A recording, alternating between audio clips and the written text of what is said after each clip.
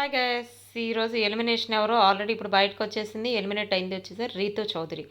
Actual Ritu Chowdary first నుంచి చూసుకుంటే ఇప్పటికే ఎలిమినేట్ అయిపోవాల్సింది. బట్ ఇన్ని రోజులు ఉందంటే చాలా గ్రేట్ అని చెప్పి మనకు అనిపిస్తుంది. ఎందుకంటే తన ఆడే గేమ్ కంటే ఎక్కువ ఫోకస్ డిమాండ్ పవన్ పైన ఉంది. అసలు యాక్చువల్గా ఈ వీక్లో సుమన్ శెట్టి ఎలిమినేట్ అయిపోతారని చెప్పి చాలామంది అనుకున్నారు. అదే కాకుండా సంజన లాస్ట్ వీక్ కొంచెం నోరు జారింది కదా, తన్ని కొంచెం వల్గర్గా అట్లా మాట్లాడటం చేసింది కదా. సో దానికోసం అని చెప్పి తన ఎలిమినేట్ అయిపోతుందని చెప్పి అనుకున్నారు. కానీ తన ఎలిమినేట్ అవ్వకుండా ఇప్పుడు రీతా చౌదరి ఎలిమినేట్ అయిపోయింది అనమాట. యాక్చువల్గా ఒక టాస్క్ ఒకటి పెట్టారు హౌస్లో, ప్రమో 3 ఒకటి రిలీజ్ అయింది కదా. దానిలో వచ్చేసి ఒక కప్పును పట్టుకొని వాళ్ళు ఎందుకు డిజర్వ్ చెప్పటం. దానిలో రీతు చౌదరి అయితే నేను ఎన్ని గేమ్స్ ఆడాను కాదు, చాలా జెన్యూన్గా ఆడానని చెప్పి చెప్పింది. జెన్యూన్గా ఆడటం కాదు, తను చాలా ఫౌల్ గేమ్స్ చేసింది. అంటే తను ఎక్కడైనా సంచాలకురాలుగా పెడితే అక్కడైతే ప్రతి చోట డిమాండ్ పవన్ ఉన్నాడంటే డిమాండ్ పవన్ గెలిపించడానికి ఎన్ని చేయాలో అన్నీ చేసింది.